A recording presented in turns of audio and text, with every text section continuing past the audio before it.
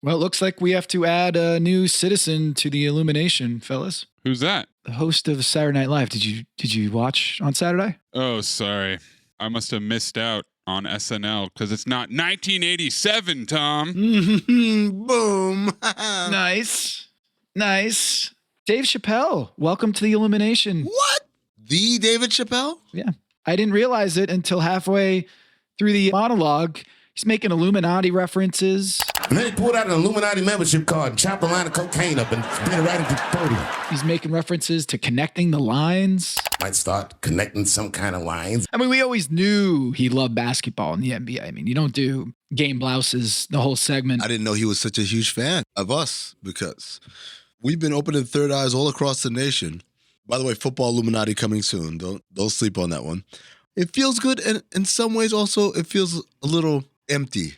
And I'll tell you why it feels empty. It feels good because I like that we're converting so many people, celebrities and all types of characters, right? But it also feels empty in the sense that if the majority of people have their third eyes open, what does that make us? It means that we'd have to start a new sub-Illuminati within the Illuminati. Exactly. Mm-hmm. Once something trendy becomes mainstream, it loses its appeal. So maybe we should pump the brakes on being so good at doing this podcast. Yeah, we're getting too big. Damn, why do I have to be so damn charismatic? My assignment.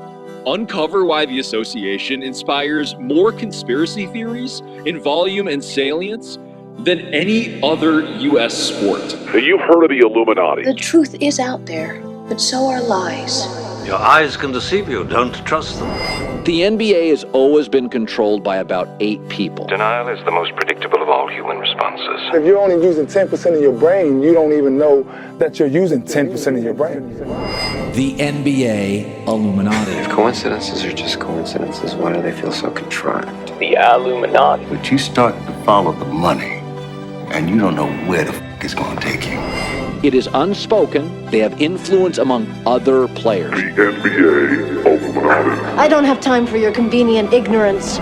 Maybe I'm a conspiracist now as well. That's all it took. Oh, we got books, we got schools. You saw a video on YouTube. My eyes, sir. I've never used them before. We are the Basketball Illuminati.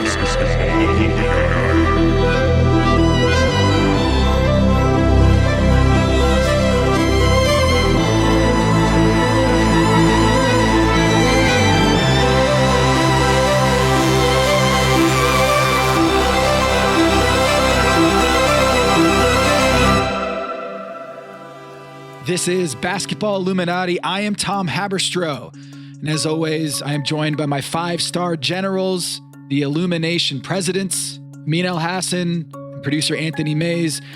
Fellas, we are approaching Thanksgiving. We have a lot to be thankful for on this podcast. First and foremost, Brandon Payne is going to join us, a friend of the program. Yeah. He is Steph Curry's trainer, and Steph Curry is lighting it up. He's averaging 31 points. He's shooting 80%. Spoiler alert, Amin's going to drop that stat in the interview. Bang. 80+% at the rim. He's doing things that we've never seen Steph do before, and it's going a little under the radar because of that record. But we're going to talk to Brandon Payne of Accelerate Basketball, Steph Curry's trainer, here in a little bit. But first,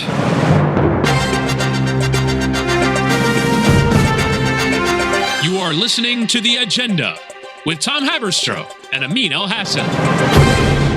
All right, on the agenda, if you've watched the NBA season this year, you've noticed a lot of sadness out of Minnesota. Mm-hmm. You've seen a lot of losing on the road for Golden State. Mm-hmm. What's Ben Simmons up to? What's he doing? Mm-hmm. A lot of questionable things or things that he's posting, Kyrie Irving on the internet. The one thing that I think is the most unique part of this season is the fact that there's so many high scoring nights and appearances. It is really baffling. Stephen Curry is averaging 31.5 points per game, and he's tied for 5th in the NBA scoring leaderboard. That to me is the coolest. I don't know if that's the coolest part. There's a level of Jesus Christ, what's happening when you have, as you said, 8 players? 8 players. Averaging 30 plus points per game. Here's the list. Luka, 34.3. Embiid, 32.3. I think before the weekend, he was averaging like 26, and then he dropped 100 points in the weekend, and now he's at 32.3. Jason Tatum is at 31.9. Donovan Mitchell, 31.6. Steph Curry and Shai Gilgeous-Alexander at 31.5. Oh, we're not done yet. Giannis and KD are both above that 30-point threshold. And John Morant could be there in a few days, and same with Trae Young. So we could have 10 by the week's end. And of course, Joel Embiid over the weekend with 59 points. He had 26 of the team's 27 points in the fourth quarter. He had 10 plus baskets outside of 10 feet, which is the domain of the Steph Currys of the world. And here you have a 7-footer who's dominating from 16 feet away from the basket. I mean, do you have any theories as to why we're seeing so many big scoring nights in the league, or at least we're seeing the proliferation of dominant scores, 8 30-point scores, the most we've ever seen in any season in NBA history? Coincidence? Are we allowed to say coincidence? There are no coincidences here. This is the Illuminati, I mean. Yeah, that's true, yeah. There's a group of 30-point scores, just coincidence we can't talk about it. Yeah. What Luka's doing, what Steph is doing, what Giannis is doing, what Durant is doing, to me, they're doing what they're supposed to be doing. And Jason Tatum as well. Embiid, as we mentioned, the scoring boost over the weekend helped. But I think the other thing that helps Embiid is that now that Harden is out, they have an identity again. They have a system and a style of play, and most importantly, a focal point in him that they hadn't had in the beginning of the year when it looked like they were trying to marry these two styles rather poorly. Shai Gilgeous-Alexander, there's a part of that where I'm like, okay, how much of that is sustainable on the one hand? On the other hand, he plays for a team that really doesn't have a whole lot of offensive options, so he's going to have every opportunity. And then I guess the last name I would look at and kind of ask the question, would be Donovan Mitchell, who's off to a great start this year, but a lot of that also is Darius Garland has missed some time in there. Is this sustainable? Is this going to continue? We've seen Cleveland start to lose some games here recently. So I guess that's a long way from me saying I don't think we're going to sit here with 8 to 10 guys scoring 30 points a game for the entire year. Yeah, and a lot of it is we see early in the season points of emphasis from the referees. There's certain plays that they're going to call a lot in the early going, and then as the season progresses, Christmas comes, we start to see those calls, those whistles go away as we go through the season. And it should be noted that this season, free throws are up from 21.9 per game to 23.4 per game. And you're also seeing 3 players with double-digit free throw attempts per game.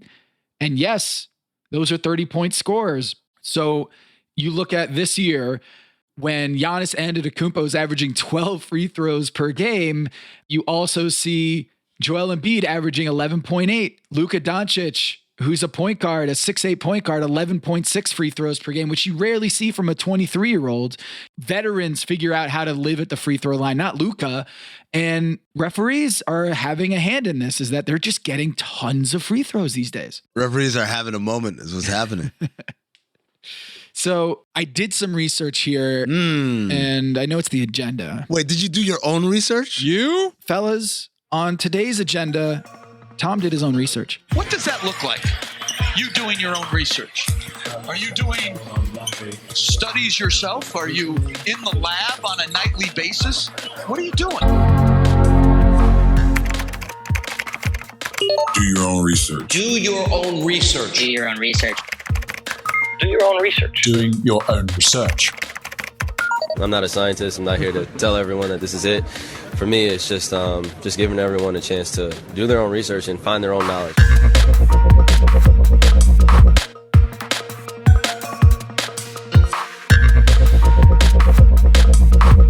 In 2012, 2013, so LeBron James and the Miami Heat have won their second championship. In that season, do you know how many times we had a 40-plus score through the first 14 games of the season? So at this juncture in the NBA season, in 2012, 2013, how many 40-point scoring performances had we seen at this point? At this point, so we're talking about basically 13 games into the year. I'm going to say 5. Okay. I was going to go 3. Well, this year there's 22. Okay. So there's 22 40-point games this year. Amin is saying 5 back in 2013, and Maze is saying 3. The answer is 3. Keep your third eye open, Maze. Oh, man. 3! I don't think Maze just had that on his own. I think there's something untoward going on. Yeah. Maybe I did some of my own research. Who knows? So it was a decade ago. I'm sorry, Tom. We were all distracted by my brilliance, but 22 this year and 3 in 2012? What? What about the year after COVID? 2020, 2021. Because remember, that was a year where all the defense was terrible and we had the best offenses of all time. Do we have a similar amount of 40-point scores in that season? Yeah, we had 20. We saw 20 through 14 games. Yeah, so we broke that record. And actually, I should say, not every team has gone through 14 games at this point. I just use that as the threshold. Mm-hmm. So we might see a couple more here as we fill out that part of the schedule. But 30-point outings. This year, we've seen 172. And a decade ago, in that 2012-2013 season, we saw 52. 172 versus 52. And if you go back to 25-point games, we're at 363 already. And in 2013, we saw 162. So what does that mean? It means that people are scoring. It's inflation. Inflation is coming for us in all arenas. Oh, yeah. Points just don't mean what they used to, Tom. You go to the grocery store and you try to buy a 2 and you end up having to buy a 3. You can't get the same amount of product for the same amount of money anymore. It's just, there's a wave of 3-pointers happening, a wave of free throws that the likes we have never seen and will never see. A decade ago, there was only a handful of 40-point games, and now they're just happening all over the place. What does it all mean? It seems to me that 40 is the new 30. Yeah, I agree. And I think I can explain this pretty easily, guys. Yeah? First of all, 30, number 3. Equilateral triangle, 60, 60, 60. 30 times 2, 60. Then, how many NBA teams do we have? 30. We don't have 29, we don't have 31. We have 30 teams. So 30 teams, when multiplied by the cosine of 60, is what? Half. Add that to what you had before, there's your 40. It's all connected. I feel like this is Ian Carmel doing his pretend Kyrie Irving math equation right now. I'm not sure what just happened, Tom. I think we need Amin to show his work. Yeah. Were you just connecting lines there? Do you have a better explanation? Well, maybe. Just theoretically, throwing it out there. Players are getting better for longer thanks to medical and sports science and guys like our guest, Brandon Payne, our truth teller. And numerology. Listener, listen up. This is important, okay? I'm going to try to save you some money here. If you're still overpaying for wireless, it's time to say yes to saying no. At Mint Mobile, their favorite word is no. You may think like, oh, that's bad. No contracts, no monthly bills, no overages, no hidden fees, no BS. Here's why I said yes to making the switch and getting premium wireless for $15 a month. You heard that correctly. $15 per month. Ditch overpriced wireless and the jaw-dropping monthly bills. And of course, there are all these hidden fees and stuff, but at Mint Mobile, plans start at $15 per month. All the plans come with high-speed data, unlimited talk and text. You're not doing like weekend and nighttime minutes or anything like that. And it's delivered on the nation's largest 5G network. Use your own phone. Don't have to get a new phone. Use your own phone with any Mint Mobile plan and bring your phone number along with all of your existing contacts. I switched months ago. People have asked, did you actually switch? Yes, I actually switched months ago, and I don't know what to do with all this extra money. I've cheated the system here. I've rigged something. This is an Ocean's 11 situation where I'm stealing wireless from Mint. That's how good a deal it is. Ready to say yes to saying no? Make the switch at mintmobile.com/dings. That's D-I-N-G-S. That's mintmobile.com/dings. Upfront payment of $45 required, equivalent to $15 per month. Limited time new customer offer for first 3 months only. Speeds may slow above 35 gigabytes on unlimited plan. Taxes and fees extra. See Mint Mobile for details. Hello, listener. It's Producer Maze here to talk to you about Quince and their cookware. Cooler nights mean cozy meals at home, and Quince's cookware has made fall cooking so much more enjoyable. Their pieces deliver the quality and performance of luxury brands, but at a price that makes sense. And they look gorgeous on the stovetop, too. No matter what item you need to complete your kitchen, Quince has you covered with 5-ply stainless steel pots and pans, non-stick skillets, chef-quality knives, and even ceramic bakeware, which is perfect for cozy casseroles or Sunday roasts. And when you look at these prices, you might think, how is Quince doing this? How do they deliver high-quality items similar to high-end brands that are half the price? Well, let me tell you, they partner directly with ethical top-tier factories to cut out the middlemen and pass the savings on to you. And it's not just cookware. I got myself some bath sheets. That's right. When you're a tall man, you have to use bath sheets, not bath towels from Quince. It's like drying off with a cloud. It's incredible. Upgrade your kitchen for cozy fall meals with premium cookware from Quince. Go to quince.com/dings for free shipping on your order and 365-day returns. That's QUINCE.com/dings, DINGS, to get free shipping and 365-day returns. Quince.com/dings. You all think I'm late. Well, I'm not late. And I'm going to stay right here and fight for this lost cause, even if this room gets filled with lies like these. And the Taylors and all their armies come marching into this place. Somebody will listen to me. There's no better way to overpower a trickle of doubt than with a flood of naked truth. But the complexity and the gray lie not in the truth, but what you do with the truth once you have it. What is true and right is true and right for all. You and I both know that that's just not the truth. You can't handle the truth. It's too messy. Keeps them up night. I'm here because in the end, the truth is worth the risk. Speak a little truth and people lose their minds. I'm a grown man, you can tell me the truth. Why is it people who want the truth never believe it when they hear it? So you know what I'm going to do? I'm going to do something really outrageous. I'm going to tell the truth. All right, welcome to the program. Brandon Payne, friend of the show, a truth teller extraordinaire, already part of the Illumination. Appreciate you, Brandon, for coming on and joining us today. I appreciate you guys having me. Looking forward to it. So Steph is terrible. The Warriors are terrible. And yeah, that's it. That's the NBA season right there. And it's your fault. It is all your fault, Brandon. It's your fault, Brandon. It's all my fault. I figured I would get some of the blame. Championship summers are weird. They're different than other summers. And so much of the NBA is not only learning about how to handle the failure, but dealing with success. And, you know, those championship summers and how everybody in the organization deals with them can show you what happens to the next season based off of how they dealt with that success in the summer. So I think some of that's coming out right now. Yeah, it also came out in a fist before the season with Draymond and Jordan Poole, but I don't think you can point to that. I've done a couple hits where people are like, well, it's pretty obvious what to blame this malaise to start the season. It's the punch. That was the canary in the coal mine, that something wasn't right, that the locker room wasn't right. And I'm just like, man, have you seen this starting five play? Have you seen Steph this year? It might be just that the kids aren't ready yet. And Jordan Poole was struggling. Clay was struggling. I don't know how much it has to do with Draymond Green's punch, but it certainly hasn't had an impact on Steph Curry. No. I don't think that punch has had anything to do with anything that's happened. The culture of that locker room and that organization is so strong that obviously there was probably about a week or 10 days there where it was a little bit uneasy and there had to be some discussions that were had and there had to be some healing and some mending that went on.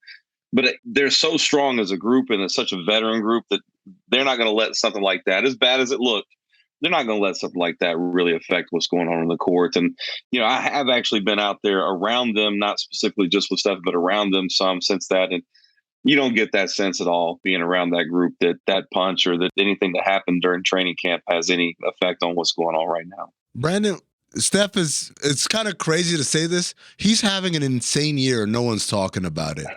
And there's any number of stats you can spit out and say, oh my God, he's doing this. I can't believe it. But I think the most unbelievable thing for me, let me see if you know this off the top of your head. Do you know what he's shooting in the restricted area? I do, because I was tipped off to this. He's shooting, 82%? Is that right? 80, 81%? 81%. Yeah. 81%. First of all, how is that possible? But what kind of things did you guys work on, or do you guys work on in finishing? We all know about his shooting drills and he does this and does that. But what do you guys do to work on him for finishing? Well, so when it comes to finishing, there's a couple of things that we talk about a lot. And the biggest thing is understanding court geography, what you can and can't do, and how to protect the basketball when you leave from certain spots on the floor. So, for instance, when you're driving and we get into the paint, there's a point on the floor, especially if you're being trailed by somebody bigger, that you have to leave the ground with in order to get the ball out in front of your body. If you get too tight to the basket and you have to take the ball straight up above your body, you're probably going to get that shot blocked no matter who's guarding you. But with him, just all the experiences he's had, his ability to control defenders, not only, in terms of creating space for shots on the perimeter, but controlling shot blockers around the rim, using his strength to create controllable contact, which is the thing that we talk about, making sure that we hit first. If we hit first, we're in control. If we get hit, we're not in control. So creating that controllable contact, understanding the court geography and understanding the launch points and learning how to protect the basketball has a lot to do with that. And people think I'm crazy when I say he's still getting better. He's still getting stronger. He's still getting faster. Better, stronger, faster. He's still improving. That's not just me. It's not coach speak. It's true. You can go back. I actually went back through my Instagram stuff last night, just looking through some things. And I think as far back as 2018, we kept hearing Coach Kerr say, well, this is peak Stephen Curry. And you've heard the same thing every year since. Yeah. And it's not going to stop anytime soon because he's learning more. He processes things at such a high level, and his body continues to get better and his skill continues to get better. He's still improving. By way of comparison, by the way, really quick, just for anyone wondering, Jason Tatum is shooting 76%. Nikola Jokic is shooting 75%. Anthony Davis, 73%. Giannis, which is as guaranteed a bucket around the basket as you can get, 76%. A lot of those guys are finishing with dunks too. Yeah. We do work on a lot of angled finishes. So we work on different launch points in terms of, we have a set of finishes that we use if your head up on the rim. So if your head's right down the middle of the basket, we have a set of finishes we use. If your head is between the rim and the corner of the backboard, if you get forced into that portion of the paint, we have a set of finishes we go to there. And then if your head or your shoulder gets forced outside the corner, the lower corner of the backboard, we have a series of finishes we go to there. So understanding the launch point, understanding your angle, your finishing angle, and being able to create controllable contact kind of leads to having control of the defenders around you and understanding how to finish it at a pretty high clip. With Steph on the floor this year, the Warriors are plus 77 in plus minus in 449 minutes. That's a plus 6.8 net rating. When he's on the bench, it falls to minus 79, meaning the Warriors are outscored by 79 points in 228 minutes for a net rating of minus 15.9. A lot of that is, he's playing with Kevon, Clay, Draymond, people that he's played with, teammates that he's played with. Yeah. The starting five is like plus 25 per 100 possessions. Plus 79 in 151 minutes, and the next best is plus 54. I mean, you're absolutely right. Like, they have the best plus minus for a starting unit in the NBA. And a lot of that is Steph, of course. But I did notice watching the film, Brandon, on that 81%, he's finishing in traffic a lot. And it's not just like these wide open transition layups. There's a couple plays in the Cleveland game where he's finishing above Jared Allen and Evan Mobley. Normally, you just pull out in that situation. You're just like, yeah, I'm not going to go shoot over those trees. But he's not only doing it, he's deciding to go into that with confidence. And so it's one thing to study the mechanics or study the angles or study the geography. It's another to like, oh, they're coming and I'm actually going to score here. That seems like a little bit more confidence related almost. There's been a couple of games, that Cleveland game being one of them, where he actually, I saw him get into this takeover mode. And it was, I'm going to get to the basket no matter what. I'm getting to the rim. We need two. I'm going to get it. In the Sacramento game prior to Cleveland, it started with a little floater. He got into the lane and hit with his right hand. With Cleveland, it was a really strong left-hand drive where you saw him flip into this mentality of, we're going to win tonight and I'm going to do it. And I think that you see that determination in some of his drives. They're very physical drives. And when I say physical drives, they're physical from the perimeter all the way to the basket. So the physicality starts 25, 26 feet from the basket, where, we talk about winning the chess battle. So if I can get my shoulder in the middle of your chest as a defender, I control you. I'm going to win now. I'm getting all the way to the rim because I'm going to force you to open your hips. And I saw some of that come out. But all that's based off the threat of him shooting. So the way people have to come out and defend him on the perimeter, they have to be so tight to take his airspace away so he can't see the rim. Now he just has answers for all that. And it starts with being a physical, determined driver and all the things we just talked about a few minutes ago, learning how to finish around the rim. And I do think that right now his mentality is we need to win. Early in the season, yeah, I understand that. You certainly can't win a top 4 seed in October and November, but you sure as hell lose one if you lose too many games. And so there was a point where you kind of say, hey, we got to win. And I saw him kind of get into that takeover mode. I saw his demeanor change, his body language changed, his communication style changed. It became a very Michael Jordan-like moment to me where he decided to take those games over. So when you look at his 2-point field goal percentage, it's at 64%. He's actually making more twos. Went down. More twos than threes for the first time in years. And I kind of thought when people expected him to age, that game, that part of his game, getting to the rim would start to decrease and that he would start to rely more on his 3-point shot. But the opposite has happened. When you go into these off-season workouts, are you thinking about that? Is like, hey, you're getting older, your body is going to change. We're going to start to evolve your heat map, so to speak, where you're going to get your shots. Or do you watch these games with as much surprise as we all do about where he's getting his buckets? Oh, no, there's no surprise. No, the groundwork for all this late stage career stuff was laid in 2011. I mean, everything that we did then up until now has been about extending his effective playing career. And back when we were doing all the neuromuscular and all the processing stuff that we were doing then, and people were looking at us like we were crazy. Yes. The systems within the body were so well oiled and so well developed that any sort of physical decline that would occur would be offset by sped up processing mentally. So if you can slow the game down and play the game at a different speed than everybody mentally, you can offset that physical decline. For him, where we've been very fortunate is that he's not even close to a physical decline. He's actually still climbing physically. What do you attribute that to? Because the NBA is getting younger and younger. It doesn't make sense that LeBron and CP and Steph can play at this high a level and start getting better at 34, 35 years old. Sports science is incredible now. And how we apply concepts and strength conditioning, how we monitor and manage load. I know everybody gives the NBA a lot of garbage for it, but it is, for the really top tier guys, it is having very positive impacts in terms of lengthening their ability to play at a super high level for much longer.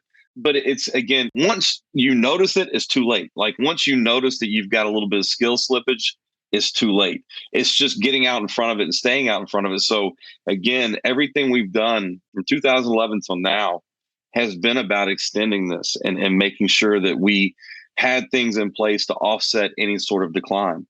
And for me, it's kind of validating because everybody, again, kind of looked at us like we were nuts back then. But right now he's playing at an advanced age and he's kicking everybody's ass. And it's really not even close. I mean, remember when we learned that his neuro processing power was so amazing that he can pick out his weight to like the 100th place or whatever it is? Yeah, to a 10th of a pound. You want to impress me, Steph? Do it in the metric system. Then I'll be impressed. Yeah.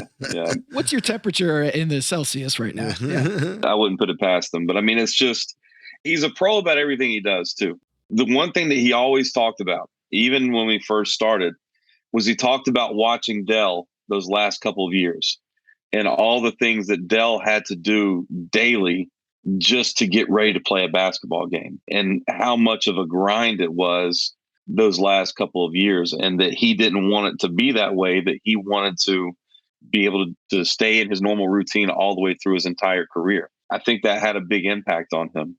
And so it's played a big role in our preparation process for the past decade. And the fact that we've been together that long, I see a lot of guys, they change trainers, they bounce from here to here. And for us, you know, we're able to make adjustments, able to make improvements because we know what we've done in the past and we know how those things worked out for us through the season and through the playoffs. So we're able to go look back and say, hey, you know, I felt like we got a lot of benefit out of this. Maybe we didn't get as much out of that. So let's put more time into the things that do net us a lot of benefit. And And so we're able to make those adjustments from year to year. Brandon, you guys obviously do a lot of cutting edge stuff that you invented. Many of these drills, these workouts, even some of the equipment that you guys use. How much of this is Steph just so uniquely in tune and being able to process all of the stuff you do versus can you replicate this with other top tier talents? You can replicate it, but it's all based off the learning patterns and the learning behaviors of the players. So what makes Stephen so incredibly special, number one, he's supremely talented as a shooter, as a basketball player. He was going to be Stephen Curry, whether Brandon Payne came along or not. Right. I just happened to be the guy that was fortunate enough to be there to provide him these tools and provide him a way that maybe we added a few things that might not have been there before. But it can be replicated. And I've said this, and I think I've even said this on this program before. The one thing that Stephen Curry does better than anybody else is he asks the best questions. He asks really probing, detailed questions about what we're doing, why we're doing it, what are all the benefits that we're going to get out of it. And I've always been a big proponent of making sure that we do things in our workouts that don't have any singular benefits. So everything has to have multiple layers of benefits for it to be worth our time, because we have this 60 to 90 minute window, 4 to 5 days a week to get things done. And we have to make sure that we're getting the absolute most out of every drill that we can. Well, if a player isn't very well educated in all of the processes and all the systems that we're working on, it's hard for them to be extremely detailed in their approach. Stephen has a firm understanding of what we're doing from the ground up, from his toes to his brain and from his brain to his toes. We talk about working the body in both directions. And when you have a player that's that in tune, he's able to approach everything with an incredible level of detail to where you could have two players doing the same drill. He's going to get more out of it just because of his understanding. He understands the postural things we're looking for. He understands the breathing. He understands the processing. He understands what we're looking for from tempo and rhythm and mechanics. And that makes for more effective workouts. Hey, Brandon, we got a chance to watch Victor Wembanyama, an alien, play basketball a few months ago on the big Nevada stage. And I know you like to take very little credit for Steph's career, but what about Victor? Because he started using tennis balls before the game, and I thought immediately, that's Brandon Payne right there. That is Brandon Payne using tennis balls with Steph Curry, and that workout with Luka and Jalen Green, where it was like Steph was just running laps around them with those tennis ball drills, and here's Victor Wembanyama, who's 7'19". No one knows his actual height. And for those who don't know, before the game against the G League Ignite team, Victor had his back to his trainer, and the trainer would toss underhand the tennis ball over Victor's head, and he just had to catch it without even knowing where it was going to be. And then he started juggling 2 balls, and then the trainer would throw another tennis ball in there, and so he's juggling 3 tennis balls at the same time. And then a chainsaw. And then it was chainsaws, and then it was flaming torches. I'm sitting there being like, if you've never seen Steph Curry work out, you must think this is just like a circus act. But what are they doing there, and what did it make you feel when you saw that Victor Wembanyama doing? I was really excited, number one, because a player of that length needs a lot. There's a lot of communicating going on inside that body, and being able to, really efficiently handle all the load and the overload that trainer was giving him was very impressive. And also the sequencing of what they did and how he did it, I was very impressed by that as well, because it started with 2 balls and he was standing up, he was catching them. They added the 3rd ball. And I don't know if you saw the rest of that sequence where they went from where he was juggling the 3 balls standing up, then all of a sudden he started squatting, standing up and squatting, and he was juggling the whole time, which adds another layer of communication. Then they went from squatting to where he started walking. He walked from the baseline, juggling from the baseline to half court and back. And so all of that is you're layering in more information that the body has to handle. That was a very well constructed activation process for that young man to go through before the game, because he has a lot of activating to do. A lot different activating 7'4" than 6'3". There's more processing, more communication. There's bigger angles, longer communication pathways. So, I was very impressed by what they did there. And I was very impressed by him as well. He's something special. The one-legged shots. We're now seeing one-legged shots. Can you explain to me, like, have you ever worked on that with Steph? Yeah, that's a part of what we do. We start at the nail right there at the free throw line, and we call it tripod shooting. And the tripod refers to big toe, pinky toe, heel, and activating the arch. So what we're actually trying to do there is it's a balance drill focused on getting the arch activated, so that everything up the chain gets activated after the ground, if that makes sense. So it's working on getting your feet really connected to the ground. So we'll do a few with your right foot, a few with your left foot, and then we'll do a few with both feet on the ground where you're feeling completely stable. And then we start to add little instability pieces to it. But that's just working on balance and stability. Of course, there's a core element as well, because when you're standing on one foot, you tend to get a little bit loose in your core. So the biggest thing with us is you hear me yell, all of our shooters, you got to be vertically stable through your core, vertically stacked. So there's a vertical stacking element there as well. You'll hear me yell, ears over shoulders, shoulders over hips. That's us trying to stay vertically stacked while you're going through the single leg shooting. There's a reason behind everything we do, for sure. But you're talking about it as a training exercise, not necessarily to use it in the game, right? Like, it's to build up your body. Listen, man, Stephen can use whatever he wants in the game because the rules don't apply to him. But for the remainder of us, yeah, this is strictly a shooting activation tool. And it's also a place for us to locate when players have kind of had those micro injuries they have through the season, where they might have had a little ankle tweak, or they might have had something that happened during the game that they really didn't notice, but there is some sort of residual effect there. It's a good place to notice those as well. But for us, we use it as a part of a shooting activation, specifically through the off season. We use it as a big part of our shooting activation. I'm curious, you got a chance this summer to work out with Trae Young. And I know that you've had some workouts with Trae before, worked with him before, but I think it was August, Trae had tweeted out a series of photos from a workout with Steph and some others, but he said it was one hell of a week. And something tells me that word hell is probably underlined in his head. Yeah. First off, I don't like just throwing anybody in the workouts with Steph, because they're very uncomfortable for somebody that's new. And it's not just all the different sequences and all the different process we go through. The pace that Stephen works at is just incredible. And some of that's driven by me, but the biggest thing is he doesn't quit on things, and his pacing is just incredible. So this year, I think that Trae just wanted to get a feel, because I always kind of pushed it off. They'd asked about in the past. I was like, if we get around to it, maybe. We all just happened to be in LA at the same time.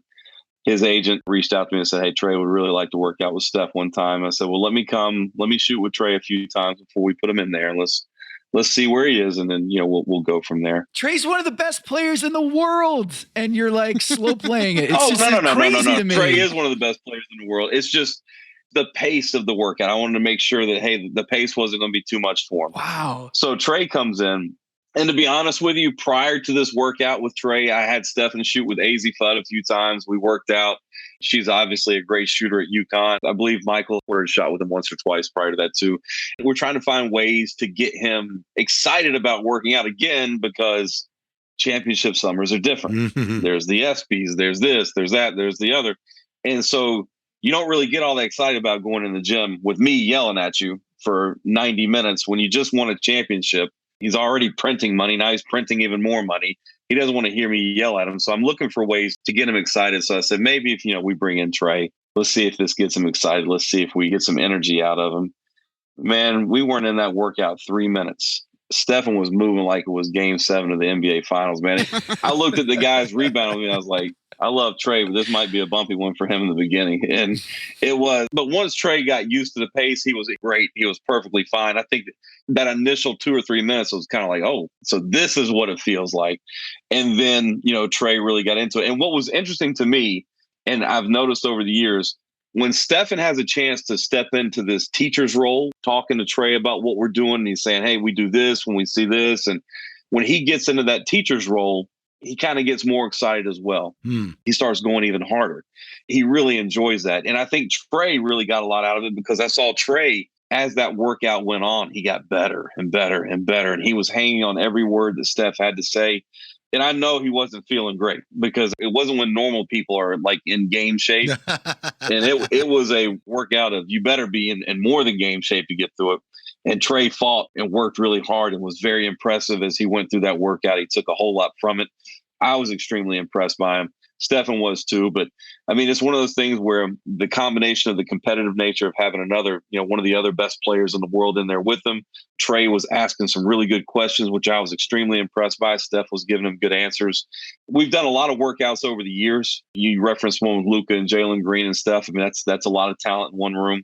We've done a lot, with Michael Porter. We've had other players come in, but that one, because I felt like both guys got so much out of it and they were both so impressive. The entire workout might have been my favorite workout too that we've ever done, just because you saw all those different elements, the teaching element, the learning element, the realization of, I do need to work at this pace. And then there was the competition of actually going through the shooting drills and the ball handling drills and me having to tell them, you got to remind me to let you have water, because if you don't, I'm just going to keep going, that type of stuff. My tempo. I felt like they both got a lot out of it, and it was a really good time. I can imagine Trae, obviously Steph's someone he looks up to, and I can imagine him consuming hours upon hours of film, trying to master some of these things.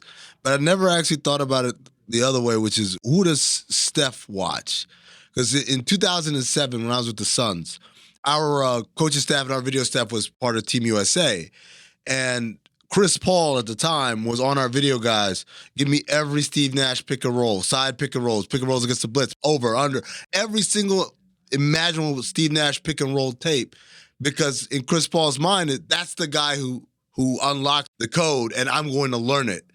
So who does Steph, or did Steph, watch in order to kind of elevate his game? Well, you just named one of them. Steve Nash was one, certainly. And so much of what we've done on the perimeter is take a lot of the same footwork concepts and spacing concepts that Steve Nash used when he was getting downhill, getting to the basket after ball screen situations. We just took those same spacing concepts and we started doing them, 24, 25, 26 feet from the basket. One of the other players that I've heard Steph mention in the past that he really enjoyed watching was Reggie Miller. I have heard him talk, that he enjoyed watching how Reggie got open and how he worked and how intelligent he was about using his body. Off-ball stuff. Off-ball stuff. And, Steph, one of the things he really prides himself on is the ability to create space on one side of the floor with his body to get the shot on the other side of the floor. And so I think some of that comes from Reggie. Obviously, he watched his father. For those of you that didn't get a chance to see Del Curry could absolutely fill it up from a shot-making standpoint. I know there's some guys I'm leaving out, but those are the ones that stand out in my mind that I've heard him talk about in the past is Steve Nash, Reggie Miller, and his dad. There's so many layers to this, like watching film on Steph. He always has these off-ball tricks or off-ball actions that completely befuddle the defense, but more so now than ever is just he's leveraging his three-point shot to such a degree that they're overplaying his three-point shot and these basket cuts that he's getting, backdoor cuts that he's getting from Kavan or Draymond. It just seems like Steph is so much more aware of the geography of not just his shot, but also how do I use everyone else's knowledge of my three-point shot to my advantage. So that off-ball stuff where he's pretending to go over the top of a screen off ball and then just cutting back door, it just leaves everybody in the dust. So that's a lot of those 81% field goal attempts at the rim is just there's three guys at the perimeter waiting for him to shoot a three, and he's already at the rim. Well, a lot of that has to do with over the years when you're not bigger, faster, stronger, right? You have to be really creative with how you create space and how you get open. Now he is bigger, faster, stronger, and he's taken all the things that he had to do before, and he's still doing those and doing them at a higher level. And you have a couple of guys that are just outstanding at seeing the floor in terms of how to deliver those passes and reading what he's going to do. Because if you saw, I think last night, there was one particular cut where it looked open, but he didn't want it at that time. And Jordan went ahead and threw it, and Steph wasn't looking for the ball, and it hit him in the shoulder. Steph actually wanted the ball in the corner when he got there. So it's just playing with guys you played with for a long time and them understanding when you want the ball and how you want it delivered. That helps a lot too. And how they drill it, the way that they work on that stuff out there is very creative. How they go from their 3-on-3 games to their 5-on-5 and back to 3-on. They do a lot of small-sided stuff with rules, and then you go back to regular 5-on-5, and you play small-sided 3-on-3 stuff with rules.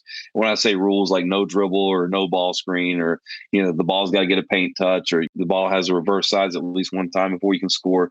So they play this 3-on-3 stuff, then they go to 5-on-5, and it's just back and forth. It's very creative, and it forces you to move without the basketball.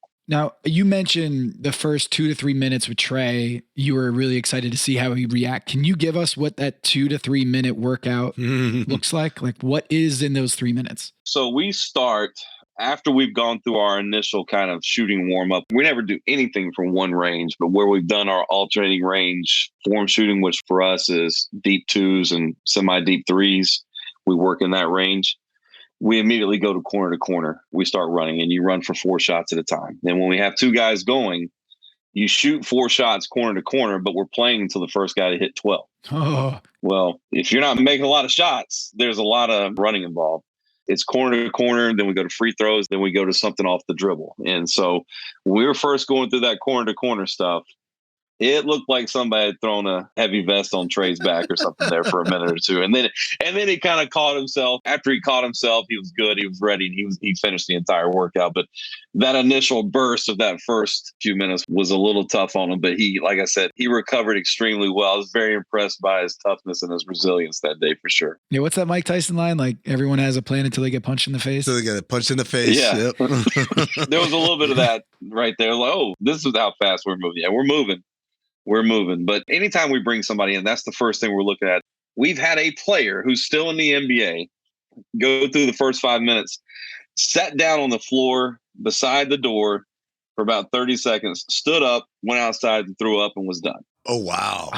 It's a good player, too. It's not a bad player. It's a good player. So that pace can be difficult for a lot of guys. What did Steph do when he saw the player do? Like, he just straight up walked out. I mean, we just went back to working out. I mean, once you step off the floor, we're going to keep going. I have the people that are working with me, checking on the players and making sure he's okay. But we got a job to do. We got to get it done. So that's why you got to slow play it with Trae Young. It's like, hey, I want to make sure when we do this that he's not going to do what that player did. Don't kill him. Yeah.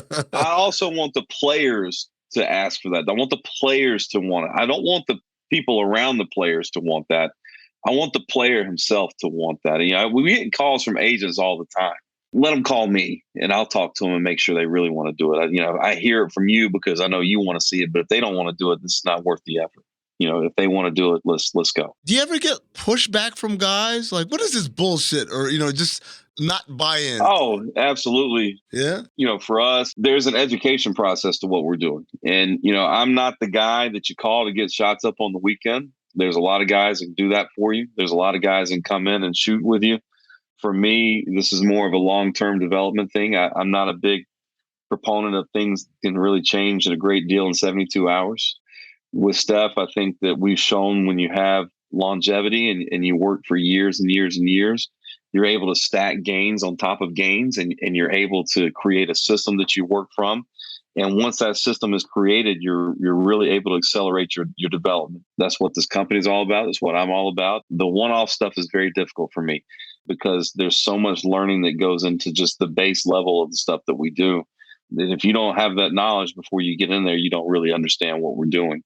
But having said that, most of the time I just laugh at them and say, well, there's about $500 million, 4 championship rings, 2 MVPs, a whole lot of all-star games, and countless NBA records that would say we know what the hell we're doing here.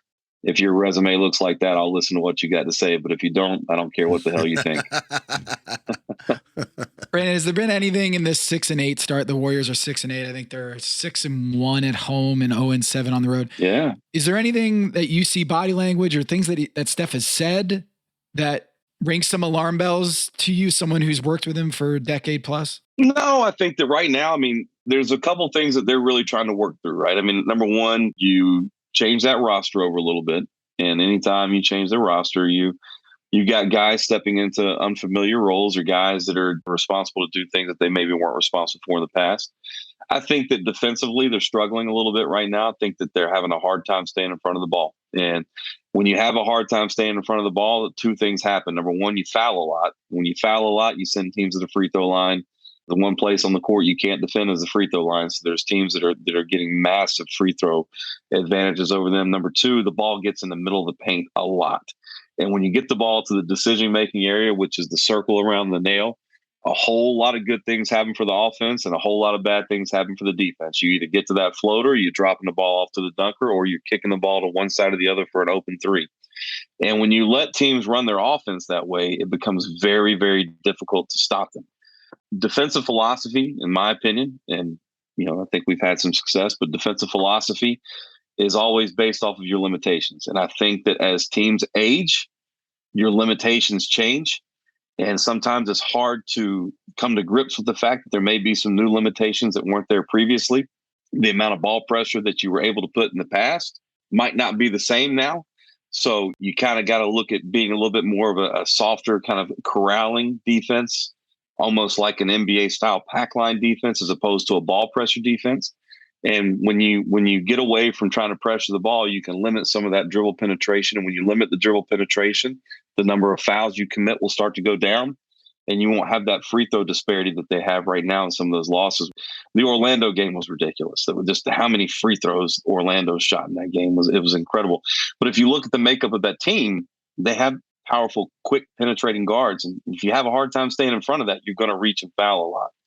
And if you think about it, when the defense is constantly in transition in terms of, I'm not talking about transition run up down, I'm talking about transition going from help to recovery, there's a lot of exposure to fouls with that as well. So if people are having to help and they're having to recover in a certain way, and you're going from these really short closeout situations to long closeout situations, your ability to control your body goes down. So your foul count goes up.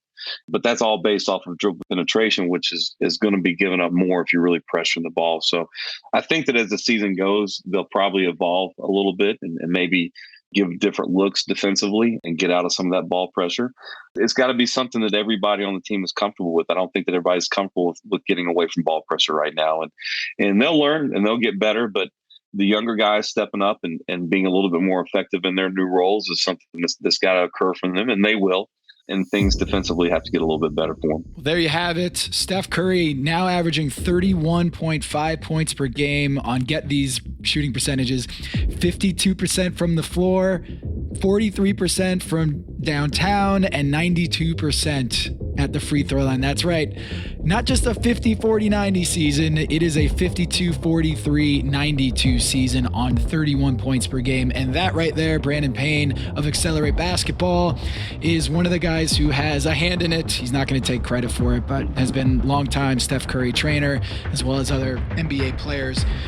And maybe Trae Young will be back after the summer workout. That seems like it was a good learning experience for him. So thanks for sharing those stories. No problem, guys. Thank you.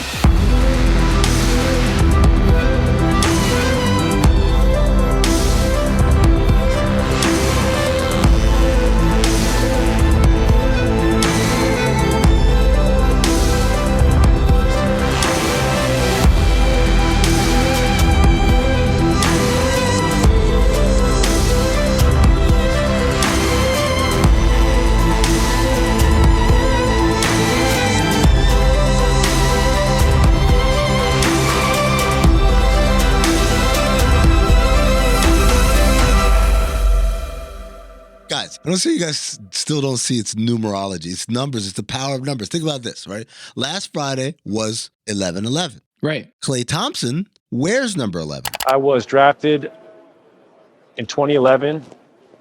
I was the number 11th pick. K is the 11th letter in the alphabet. I think 11 is just my life number. It just continues to follow me. I just think it's a great number, 11, for the win. He grew up in the 11th house on 11 Lane. Did you guys not see a connection here forming right before your very eyes? My favorite number is 11, and my first name is Tom. So K, Thompson. This is all making sense. Motherfucker, I ain't seen you in the NBA. You're not aligned. He shot 231, 23.1% in that game on November 11th. 3 minus 2 is 1, and then the 1 left over makes 11. 11 times 21 is 231. Galaxy brain.